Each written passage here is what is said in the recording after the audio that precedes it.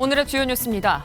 이재명 대통령이 오늘도 SNS에 부동산 정상화는 코스피 5천보다 훨씬 쉽고 더 중요한 일이라며 강한 의지를 드러냈습니다. 태릉 주택 공급에 대해선 종묘 앞 고층 개발은 되는데 왜 안 되느냐고 서울시를 직격했습니다. 미 연준 의장 후보에 케빈 워시 전 연준 이사가 지명되면서 국제 금값은 10%, 은값은 무려 30% 가까이 급락했습니다. 달러 강세를 점치는 사람들이 늘면서 투자자들이 안전자산인 금과 은을 대거 팔아치웠습니다.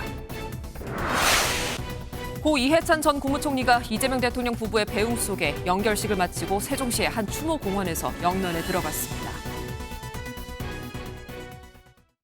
시청자 여러분 안녕하십니까? 이재명 대통령이 연일 다주택자를 겨냥한 발언을 이어가고 있습니다. 부동산 정상화는 코스피 5천보다 쉽다며 기회가 있을 때 잡으라고 경고했습니다. 앞서 다주택자에 대한 양도세 중과 유예를 종료하겠다고 공언한 상황에서 여러 채 갖고 있는 게 결국 손해라는 걸 거듭 강조한 겁니다. 오늘 초서식은 손성민 기자가 보도합니다. 이재명 대통령이 부동산 시장을 향해 연일 강도 높은 메시지를 던지고 있습니다. 부동산에 비정상적으로 집중된 우리 사회의 자원 배분 왜곡을 반드시 바로잡아야 합니다. 이 대통령은 오늘도 SNS를 통해 주택시장 안정화에 대한 강력한 의지를 드러냈습니다. 이 대통령은 서울 아파트값이 소폭 하락했다는 기사를 공유한 뒤 만국적 부동산의 정상화가 불가능할 것 같냐며 표 계산 없이 국민을 믿고 비난을 감수하면 될 일이라고 밝혔습니다. 그러면서 자신이 성남시장 시절 추진했던 계곡 정비 사업과 최근 주식시장 5,000피 기조 등을 언급하며 부동산 정상화는 훨씬 쉽고 더 중요한 일이라고 강조했습니다. 특히 기회가 있을 때 잡길 바란다며 이번이 마지막 기회였음을 곧 알게 될 것이라고 경고했는데 집값 상승을 기대하며 매물을 내놓지 않는 일부 투기성 다주택자를 겨냥한 발언으로 풀이됩니다. 이 같은 대통령 발언에 대해 국민의힘은 즉각 반발했습니다.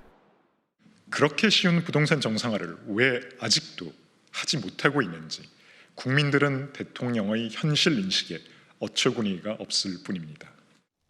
장동혁 국민의힘 대표도 호텔 경제학에 이은 호통 경제학이냐며 과거 집값 대책이 없다던 발언과 앞뒤가 맞지 않는다고 지적했습니다. 대통령이 마지막 기회까지 언급한 만큼 연이은 경고성 메시지가 관망세에 들어간 부동산 시장을 움직일 수 있을지 주목됩니다. MBN 뉴스 손성민입니다. 부동산에 대한 이 대통령의 발언은 이뿐만이 아닙니다. 이번엔 서울시를 향해서 종묘는 되고 태릉은 안 되냐고 지적했습니다. 앞서 종묘 앞 개발 계획을 밝힌 서울시가 정부의 태릉 골프장 개발 계획을 비판하자 재반박한 겁니다. 계속해서 김순철 기자입니다. 서울동원구의 태릉 골프장 부지입니다. 지난 29일 정부가 이곳에 주택 6,800호를 짓겠다고 발표했는데 서울시가 제동을 걸었습니다. 부지의 약 13%가 유네스코 세계문화유산인 태릉 강릉의 역사문화환경 보존지역과 중첩돼 개발을 하려면 세계유산 영향평가를 받아야 한다는 것입니다. 태릉 CC 부지는 해제되는 개발 제한 구역의 면적에 비해 주택 공급 효과가 미미하고 그러자 이재명 대통령이 어떤 차이가 있을까요? 똑같은 사안의 정반대 입장이라는 제목과 함께 한 기사를 SNS에 소개했습니다. 해당 기사에는 문화유산 보호를 위해 종묘 인근 세운 4구역 고층 개발에 부정적이었던 정부가 주택 공급을 위해 태릉 골프장 개발에 나서면서 논란에 휘말렸다는 내용이 담겼습니다. 이에 이 대통령은 종묘와 고층 개발은 되고 태릉역 주택 공급은 안 되나라고 썼는데 결국 서울시가 이중적일 수 있다는 점을 꼬집은 것으로 보입니다. 다만 서울시는 세운 4구역이 종묘 세계유산 지구 밖에 있어 세계유산 영향평가 대상은 아니라는 입장입니다. MBN 뉴스 김순철입니다. 미국에서 관세 협의를 벌인 김정관 산업통상부 장관이 조금 전 귀국했습니다. 국회에서 대미투자특별법의 통과가 지연되는 상황을 미치게 충분히 설명했다고 밝혔는데 그럼에도 25% 관세 인상은 이미 시작된 거라고 전했습니다. 당장 업계에 미칠 파장이 걱정입니다. 구경호 기자입니다. 이틀에 걸쳐 총 3시간 러트닉 미 상무장관을 만나고 귀국한 김정관 산업통상부 장관은 관세 협의에 대한 결론은 내지 못했다고 밝혔습니다. 다만 트럼프 대통령이 직격한 대미 투자특별법의 국회 통과 지연에 대해선 충분히 설명하고 이해를 구했다고 말했습니다. 12월은 주로 예상, 그리고 아쉽게도 또 1월달 같은 경우는 그 법안이 DJ 소관으로 새로 우리 기획예산처 장관 후보자 청문회가 거치면서 법안을 논의할 그런 여유가 없었다는 것들 충분히 설명을 드렸고. 지난해 미국과 관세 합의를 하고 11월에 국회에 법안을 제출했지만 지난해 연말과 올 초 상황이 녹록치 않았다고 설명한 겁니다. 김 장관은 그러면서 러트닉 장관과는 조만간 화상을 통해 관련 논의를 이어갈 계획이라고 말했습니다. 하지만 관세 25% 인상 조치가 이미 진행되고 있다며 현실화는 불가피할 것으로 설명했습니다. 관세 인상 조치는 이미 시작이 된 거고 안보 개정을 준비하고 있는 거고. 자동차 등 관련 업계의 수출 타격이 임박하면서 정부는 특별법의 신속 처리를 국회에 강력 요청할 것으로 보입니다. MBN 뉴스 구경호입니다. 대외적으로는 관세 압박을 이어가는 트럼프 대통령은 이 국내적으로는 금리를 낮추라고 그간 촉구해왔습니다.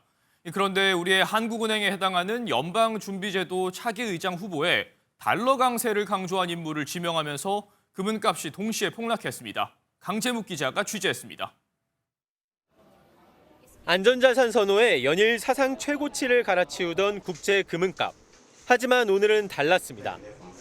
국제 금거래 기준인 1트로이 온스, 즉 31.1g 가격은 4,883달러로 9.5% 급락했습니다.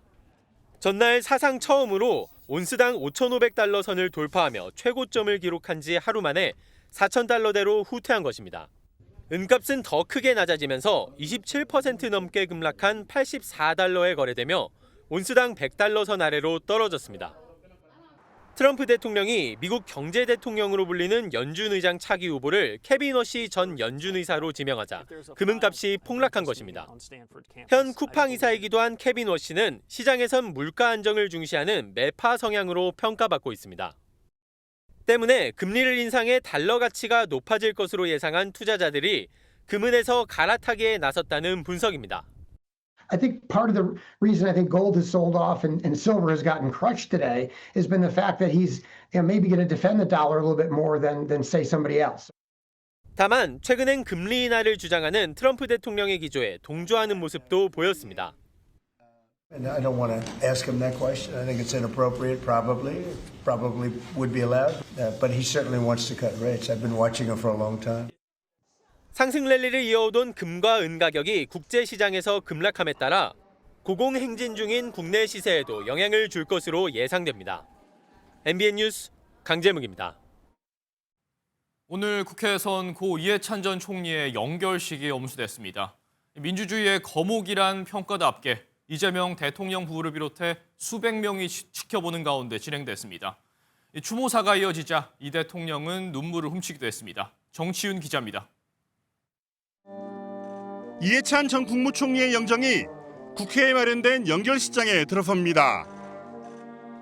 이재명 대통령 부부와 국회의장, 국무총리, 각 정당 대표와 시민사회 관계자 수백 명이 참석한 가운데 엄숙한 분위기 속에 영결식이 치러졌습니다.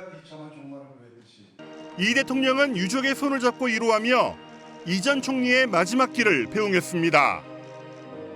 고인을 추모하는 영상과 추모사가 이어지자 수차례 손수건을 꺼내 눈물을 훔치기도 했습니다. 김민석 총리는 대한민국과 민주주의가 고인에게 빚을 졌다며 조사를 읽던 중 울먹거렸습니다. 여쭤볼 게 아직 많은데, 판단할 게 너무 많은데, 흔들림도 여전한데 이제 누구에게 여쭤보고. 추모사를 맡은 정청래 대표도 감정이 북받친 듯 말을 잇지 못했습니다. 올바른 정치의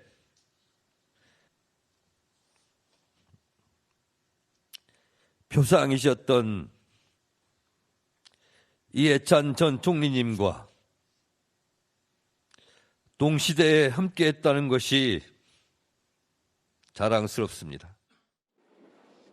앞서 이 전 총리의 운구행렬은 마지막까지 일했던 민주평통사무실과 민주당 당사를 들러 노제를 진행했습니다. 부모 곁에 묻히고 싶다는 고인의 뜻에 따라 국립묘지가 아닌 세종시에서 영면에 들었습니다. 고 이해찬 전 총리는 지난 25일 베트남 출장 도중 심근경색으로 별세했습니다. 유신 시절 학생운동을 시작으로 7선 국회의원을 지냈고 교육부 장관과 국무총리, 민주당 대표 등을 역임했습니다. MBN 뉴스 정철입니다. 고 이해찬 전 총리 장례가 끝나면서 이 법여권의 합당 문제가 다시 수면 위로 떠오르고 있습니다. 민주당 지도부가 조국 혁신당과의 밀약설에 대해 매우 부적절하다고 비판했고 조국 대표 역시 허위 선동을 멈추라고 경고했습니다. 전정인 기자가 보도합니다. 지난 29일 국회 본회의장에서 민주당 의원과 국무위원 사이 대화 내용이 카메라에 포착됐습니다. 정청래 대표의 합당 제안에 대해 밀약, 타격 소재 등을 언급하며 이른바 밀약설을 제기한 겁니다. 이에 대해 박수현 민주당 수석 대변인은 국민께 송구스러운 모습이라며 부적절하다고 비판했습니다.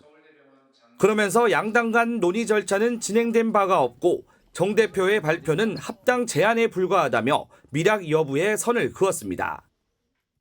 합당의 제안이며 시작에 불과합니다. 합당은 당 대표와 지도부가 결정하는 것이 아니라 당의 주인인 당원이 하는 것입니다. 이를 위해 의원총회와 당원 의견 수렴, 전당원 투표 등의 절차를 밟아 나갈 것이라고 강조했습니다. 조국 혁신당 대표도 밀약설에 대해 황당하다며 강한 불쾌감을 드러냈습니다. 여러 번 만나서 밀약을 한 것처럼 음모론도 펴더라고요. 서로 역할 분담을 해서 이렇게 짰을 거다 이런 온갖 허위 소문을 내고 있는데 너무 황당하고요. 또 SNS를 통해 최근 온라인상에서 제기되는 혁신당 400억 부채설에 대해서도 정면 반박하고 나섰습니다. 조국 혁신당은 무차입 정당이라며 혁신당을 음해하는 허위 선동글을 당장 내리라고 경고했습니다. 고 이해찬 전 총리의 애도 기간이 끝나면서 합당을 두고 양당 간 수싸움이 본격화하는 동시에 민주당 내 갈등도 격화될 전망입니다. MBN 뉴스 전정인입니다. 국민의힘에선 한동훈 전 대표 지지자들이 매주 장외전을 이어가고 있습니다. 한 전 대표 제명이 부당하다며 지도부 퇴진을 촉구했지만 지도부는 지방선거를 내세워 일축하면서 갈등의 골이 깊어지고 있습니다. 노아린 기자가 현장에 다녀왔습니다. 한동훈 전 국민의힘 대표의 제명이 확정된 첫 주말, 지지자들이 도로를 가득 메웠습니다. 제명해도 소용없다! 한동훈은 돌아온다! 장동혁 지도부의 제명 결정이 부당하다며 장 대표의 퇴진을 요구하고 나선 겁니다.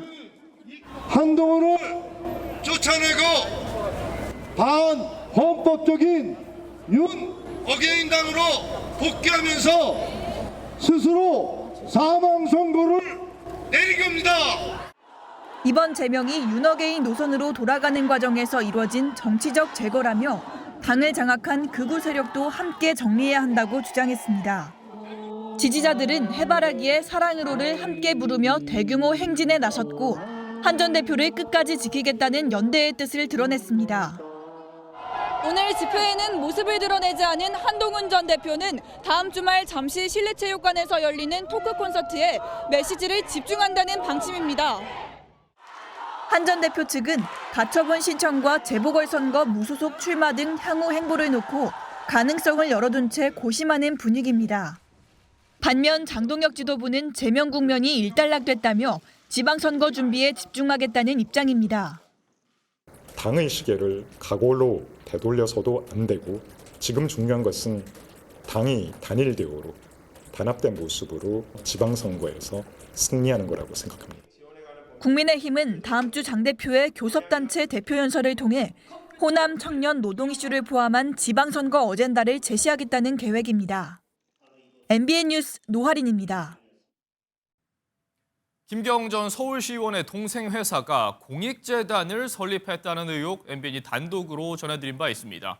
그런데 재단 회원 일부가 이름만 빌려줬다고 저희 취재진에 알려왔습니다. 경찰은 김 전 시의원이 재단을 통해 특정 정치인을 차명 후원하려던 게 아닌지 살펴보고 있습니다. 정혜진 기자의 단독 보도입니다. 2023년 11월 김경전 서울시의원의 친동생은 공익재단을 설립하고 자신의 회사에서 20억 원을 출연한 것으로 알려졌습니다. 그런데 이 회사의 실소유자로 의심받는 김 전 시의원이 재단을 특정 정치인을 차명 후원하는 통로로 쓰지 않았냐는 의혹이 제기됐습니다. 재단 회원 등에게 급여 명목으로 300만 원에서 700만 원을 입금하고 잘못 들어갔으니 다른 계좌로 돈을 보내라며 정치인 후원 계좌에 차명 후원을 했다는 게 의혹의 핵심입니다.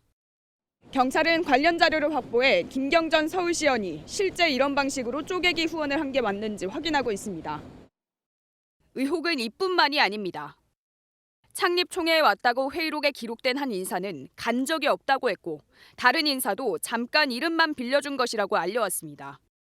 창립총회 회의록에는 참석 회원이 11명이었는데 불참한 회원도 9명 더 있는 것으로 확인됐습니다. 공익재단이라고? 그게 뭔데요? 잘 모르겠는데요, 저는. 제가 참석한 줄 알았는데. 공교롭게도 재단 설립 시점은 김 전 시의원이 서울 강서구청장 출마가 무산된 뒤였는데 경찰 수사로 차명 후원 정황이 드러난다며 파장이 클 전망입니다. MBN 뉴스 정혜진입니다. 증거인멸 등의 혐의를 받는 해롤드 로저스 쿠팡 임시 대표가 12시간 가까운 경찰 조사를 받았습니다. 3번의 요구 끝에 출석했지만 들어갈 때도 나갈 때도 사과는 없었습니다. 추가 조사가 필요하지만 또 출국하면 그만이란 우려가 나옵니다. 이혁재 기자의 보도입니다. 경찰 조사를 마친 해롤드 로저스 쿠팡 한국법인 임시 대표가 취재진 질문에 굳게 입을 다물었습니다. 정보 줄 3천 건이란 근거 소명하셨어요? 조사를 마치고서도 개인정보 유출 사태에 사과는 없었습니다. 어제 오후 2시쯤 조사를 받기 시작한 로저스 대표는 12시간의 고강도 조사를 받고 돌아갔습니다. 경찰은 쿠팡이 개인정보 유출 사태를 셀프 조사한 과정을 들여다보고 있습니다. 쿠팡 측은 유출된 개인정보가 3천 건이라는 결과를 내놨는데 경찰은 이보다 훨씬 많은 3천만 건이 유출됐다고 보고 있습니다. 때문에 쿠팡 측이 일부러 개인정보 유출 규모를 축소했는지 수사 중입니다. 정부 조사와 경찰 수사를 방해하려는 의도가 있었다고 의심하고 있습니다. 지난달 국회 청문회에서 이 자체 조사를 국가정보원이 지시했다고 주장했다가 국정원이 부인하면서 위증 혐의도 받게 됐습니다. 로저스 대표의 혐의는 이뿐만이 아닙니다. 쿠팡 측이 개인정보 유출 피의자를 중국에서 만난 뒤 노트북을 건네받아 포렌식을 한 것을 두고 경찰은 증거인멸 혐의를 적용해 수사 중입니다. 로저스 대표의 첫 경찰 조사는 3번의 출석 요구 끝에 성사됐습니다. 출국이 금지되지 않은 점도 문제입니다. 추가 소환이 필요해 보이는데 로저스 대표가 해외로 나갈 가능성이 있어 조사를 더 이상 못하는 것 아니냐는 우려도 나옵니다. MBN 뉴스 이혁재입니다. 건조한 날씨에 전국에서 화재 소식이 계속되고 있습니다. 충북 음성의 한 생활용품 공장에서 난 큰 불이 21시간 만에서야 잡혔습니다. 외국인 근로자 1명이 숨지고 1명은 지금까지 실종 상태입니다. 안유정 기자입니다. 불길이 집어삼킨 공장 건물 위로 검은 연기가 솟아오릅니다. 뜨거운 열기에 지붕 철골이 녹아내렸습니다. 어제 오후 3시쯤 시작된 불은 21시간 가까이 이어져 공장 3개 동을 모두 태웠습니다. 불길이 갑자기 번지더라고요. 검은 연기가 엄청 많이 났고요. 다른 분들이 무서워서 좀 울고 계신 분도 제가 보기는 했습니다. 안에 있던 근무자 81명은 대피했지만 네팔 국적 20대, 카자흐스탄 국적 50대 직원이 실종됐습니다. 밤샘 수색으로 시신 한 구가 발견됐는데 아직 다른 실종자는 찾지 못하고 있습니다. 보시는 것처럼 폭탄을 맞은 듯 처참한 현장엔 이틀째 수색 작업이 이어지고 있는데요. 불길에 녹아내린 철근 구조물이 무너질 위험이 있어 수색에 어려움을 겪고 있습니다. 소방당국은 건물이 무너지지 않게 버티는 특수장비를 투입해 수색에 총력을 쏟고 있습니다. 경기 포천에서도 불이 났습니다. 오늘 오후 12시쯤 단독주택에서 불이 나 50대 남성이 숨진 채 발견됐습니다. 소방당국은 1시간 만에 불길을 모두 잡고 화재 원인을 파악하고 있습니다. MBN 뉴스 안유정입니다. 길고 길었던 한파의 끝이 보입니다. 오늘 전국의 한낮 기온이 영상권으로 올랐고요.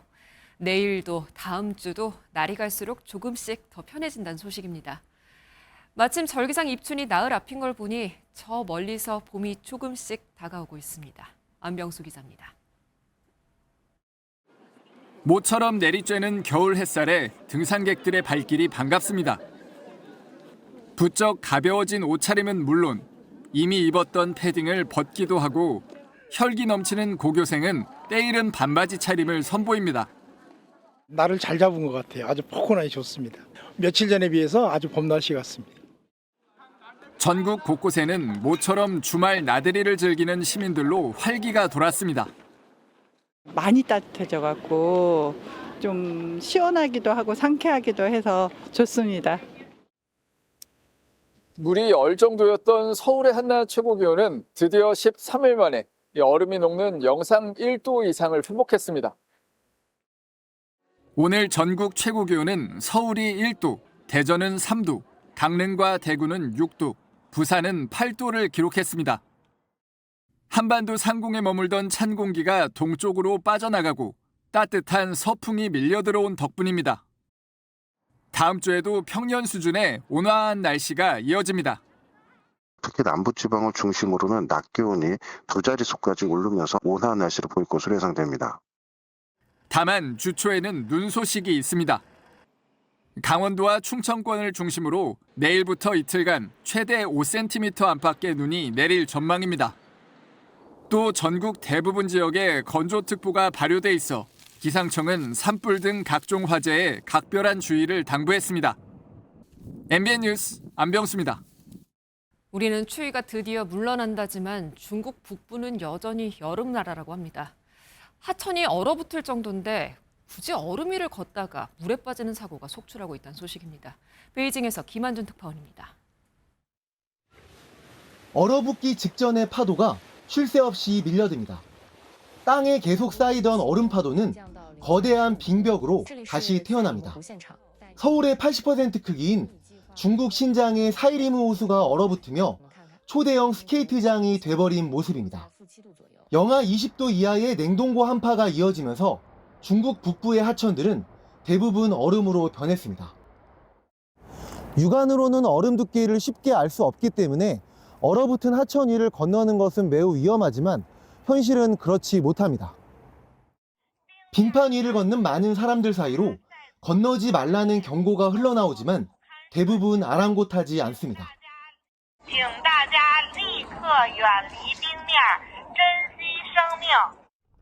결국 얼음이 깨지며 물속으로 빠져버립니다. 빙판 위를 걷다 물에 빠진 사람을 구하는 영상이 하루가 멀다 하고 SNS에 올라올 정도입니다. 在岸边热心群众的接力相助下，女童成功被救上岸。 얼음 위에 차를 몰고 간 용감한 사람들도 있지만 결과는 참혹했습니다. 도우러 간 다른 차량까지 물에 빠지고 맙니다.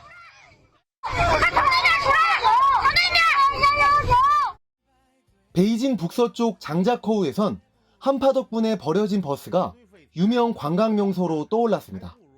지난 여름 홍수 때 폐차된 버스 한 대가 저수지로 밀려왔는데 이번 겨울 저수지가 얼어붙으면서 장관이 연출된 겁니다. 大家伙都相继过来打卡，就成了一道亮丽的打卡坐标。 현지 당국은 얼음 위로 사람들이 계속 몰리면서 사고 위험이 커지자 결국 중장비를 동원해 버스를 끌어냈습니다. 베이징에서 MBN 뉴스 김한준입니다. 정부가 치솟는 달걀값을 잡기 위해서 마트에 구원투수를 투입했습니다. 바로 태평양을 건너온 미국산 흰달걀입니다. 한 판 가격은 5,990원이고 오늘 공식 판매를 시작했는데요. 자, 그렇다면 다가오는 설 명절에 달걀값 걱정 안 하게 되는 것인지 이 미국산 달걀 효과가 궁금해집니다. 유승호 기자가 현장 취재했습니다. 서울의 한 대형마트 달걀 판매 코너. 흰색 미국산 달걀이 처음으로 진열됐습니다. 지난 23일 항공기로 수입된 미국산 달걀 112만 개가 검역 절차를 마치고 본격적인 판매에 들어간 겁니다. 미국산 달걀의 껍데기에는 농장 고유 번호 대신 산란 일자와 사육 환경 등을 뜻하는 5자리 숫자만 적혀 있습니다. 달걀 한 판의 가격은 5,990원. 제가 들고 있는 미국산 달걀은 전국적으로 약 4만 5천 판이 공급됩니다. 한정된 수량 탓에 1인당 최대 2판까지만 살 수 있습니다. 국산보다 평균 1,000원 이상 저렴한 가격에 시민들의 발길이 이어집니다. 너무 가격이 싸서 놀랐어요. 아쉽죠. 근데 뭐 그렇다고 많이 살 수는 없잖아요. 사실 근데 자주는 오겠죠. 미국산 달걀까지 가세하면서 뛰던 달걀 가격도 안정세로 돌아서고 있습니다. 특난 30개 기준 7,200원을 웃돌던 평균 소비자 가격은 최근 6,000원 초반대로 낮아졌습니다. 밥상 물가 안정에 계란을 선제적으로 하고요. 나머지 농산물도 다 관리해서 안정화를 시킬 예정입니다. 하지만 조류 인플루엔자에 이어 이번엔 9개월 만에 소 구제역까지 발생하면서 설 장바구니 물가 지키기에 비상이 걸릴 전망입니다. MBN 뉴스 유승호입니다. 지하철역 개찰구에서 볼 수 있는 산발이 통과됩니다. 한 발짝이면 넘어서는 이곳이 짐 많은 해외 여행객들에게는 거대한 장애물이나 다름이 없다 합니다. 이렇게 큰 캐리어는 10중 8구 끼는 데다가 오도 가도 못하는 상황이 되어버리는 건데 현장에 나가서 문제점을 살펴봤습니다. 윤기란 기자입니다. 외국인 관광객이 캐리어를 끌고 지하철역으로 옵니다. 개찰구를 지나려는데 가방이 그만 산발이 모양 통과대에 끼어버립니다. 時間がかかる大きい荷物とかあったら通れないから大変 캐리어가 걸린 또 다른 관광객. 보다 못한 시민이 이를 돕습니다. 저기 보면은 저 끝에 이게 없잖아요. 30분 동안 같은 곳에서 20명에 가까운 관광객이 통과대를 지나다 애를 먹었습니다. 사실 모든 지하철역엔 이런 캐리어 이용객 전용 출입구가 구간마다 하나씩은 있습니다. 산발이 통과대가 없어 지나가기 편한데요. 뜻밖의 여기를 이용하는 관광객은 잘 보이질 않습니다. 왜 그럴까요? Because this is the first time I come here. 身体障害者の方が優先的に使うゲートだと思っているから 지하철 운영사는 오래된 산발이 통과대 자리를 통행이 편한 신형 게이트로 바꾸는 작업을 진행 중입니다. 문제는 교체에 걸리는 시간과 돈입니다. 산발이 모양의 턴스타일 게이트는 지하철 105개역에 2,300대 넘게 설치됐습니다. 이런 신형 플랩 게이트 하나를 만드는 데만 무려 4,500만 원이 든다고 서울교통공사는 밝혔습니다. 모두 바꾸려면 1,000억 원이 넘게 필요한 건데 재정 여건상 40년 가까이 걸린다고 합니다. 노후화와 또 이용 빈도, 장애 발생 가능성 등을 종합적으로 고려해서 우선순위를 정하고 재원 확보 방안도 다각도록. 당장 돈이 없다면 외국인 관광객처럼 짐을 많이 든 승객이 몰리는 역부터 먼저 신형 게이트로 바꾸는 지혜가 필요해 보입니다. MBN 뉴스 윤기란입니다. 요즘 캠핑카 빌려서 여행 가시는 분들 많은데요. 나뭇가지에 긁히는 경미한 사고로 1,000만 원을 넘는 큰 돈을 물어주는 일이 있다고 합니다. 수리 기간 중에 발생하는 영업 손실, 휴차료가 과도하게 청구되고 있다는 건데 강서영 기자가 자세한 내용을 취재했습니다. A씨는 지난해 캠핑카를 빌려 운행하다 그만 주차장 지붕과 부딪히는 사고를 냈습니다. 수리비는 다행히 보험으로 처리했지만 렌터카 업체로부터 별도로 1,200만 원을 요구받고 눈앞이 깜깜해졌습니다. 수리 기간 동안 하루 20만 원씩 영업을 하지 못하는 데에 대한 보상, 그러니까 60일치의 휴차료를 달라는 거였습니다. A씨는 수리 기간도 금액도 과하다고 생각했지만 하루 렌터비의 절반만 요구한 것이라고 업체가 압박하면서 울며 겨자 먹기로 돈을 냈습니다. 고소장 쓴다고 문자 보내고 와서 결제 안 하면 휴차료 계속 1일씩 플러스 된다 그러고 제일 긴 업체에다가 수리한다 그러고.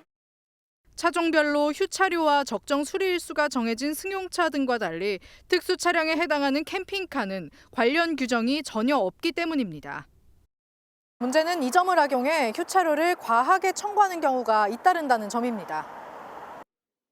나뭇가지와 긁혀 흠집이 났을 뿐인데 휴차료로 1,000만 원을 요구받은 사례도 있습니다. 2만 원 사고인데 뭐 해에서 고치는 것도 아니고 그리고 50일 동안 고치는 게 말이 되냐. 그래가지고 저는 이거 못 낸다. 이렇다 보니 업계에선 캠핑카는 렌트비보다 휴차료가 더 돈이 된다는 말까지 나올 정도입니다. 보통 2주는 안 넘어가요. 손님이 차 몰고 나갈 때는 불 떠놓고 빈다고 사장들이 사고 나라고. 사고 나면 한 달치 돈 버니까. 기분 좋게 여행 떠났다가 휴차료 폭탄을 맞고 돌아오는 사례가 속출하면서 명확한 기준 마련이 시급하다는 목소리가 커지고 있습니다. MBN 뉴스 강서영입니다.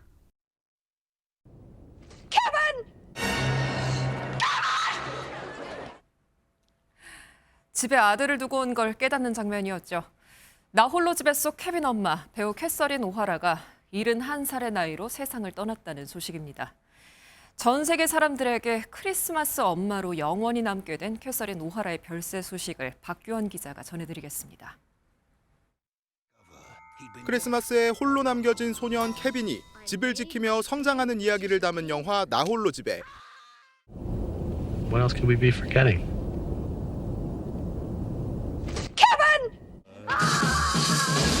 Home Alone. 영화에서 주인공 케빈의 엄마로 출연한 배우 캐서린 오하라가 현지 시간 30일 향년 71세로 세상을 떠났습니다. 오하라는 투병 끝에 미국 로스앤젤레스 자택에서 별세했는데 정확한 병명은 공개되지 않았습니다. 캐나다 출신의 코미디 배우인 오하라는 나 홀로 집에 시리즈에서 홀로 남겨진 아들을 걱정하는 어머니 역할로 이름을 알렸습니다. 2015년에는 시트콤 시트크릭 패밀리에 출연해 제2의 전성기를 누리며 에미상 여우주연상을 수상하기도 했습니다. 오하라가 세상을 떠나고 동료 배우들의 추모 행렬이 이어졌습니다. 나 홀로 집에의 주인공인 케빈 역을 맡았던 배우 맥컬리 컬킨은 자신의 SNS를 통해 엄마, 우리에게 시간이 더 있는 줄 알았어요. 사랑해요라는 애도 메시지를 남겼습니다. 영화 제2의 연인에 함께 출연했었던 배우 메릴 스트립도 그녀는 세상에 사랑과 빛을 가져다 줬다며 오하라를 추모했습니다. MBN 뉴스 박규원입니다. 길게 이어졌던 한파가 드디어 힘을 잃기 시작했습니다. 오늘 한낮에 서울이 1.7도까지 올라서 8일 만에 영상권을 회복했습니다. 내일은 기온이 더 오르겠고요. 모레 아침에는 서울이 영하 5도로 평년 이맘때 겨울 날씨를 보이겠습니다. 2월의 첫날인 내일과 모레는 눈 소식이 있습니다. 우선 내일 새벽부터 오전 사이 충청과 호남에는 눈이 조금 내리겠고요. 밤에는 중부지방을 시작으로 모레 오전까지 대부분 지역에 눈이 예상됩니다. 특히 충청 남부와 전북에는 최고 7cm의 눈이 쌓이겠고요. 서울 등 그 밖의 중서부와 전남, 경남 서부에도 최고 5cm의 적설이 예상됩니다. 서쪽 지역은 눈이 내리면서 건조함이 어느 정도 해소될 텐데요. 반면 동해안 지역은 양이 적어서 건조함을 해결하기엔 부족하겠습니다. 계속해서 불조심하셔야겠습니다. 내일 중부지방 아침 기온은 서울이 영하 7도, 낮 기온은 2도가 되겠습니다. 남부지방은 아침에 광주가 영하 2도, 부산은 영하 1도로 출발해서 낮에는 5도 안팎까지 오르겠습니다. 당분간 한파 수준의 심한 추위는 없을 전망입니다. 날씨였습니다. 오늘 영상 속으로엔 겨울 스포츠의 한 장면을 담아봤습니다. 네, 시원한 활강 장면 보시고요. 저녁 시간 편안하게 보내시기 바랍니다. 저희는 내일 다시 찾아뵙겠습니다. 고맙습니다. A small body matter just casually entering your atmosphere. Meteor man on a collision course, ain't got no business around here.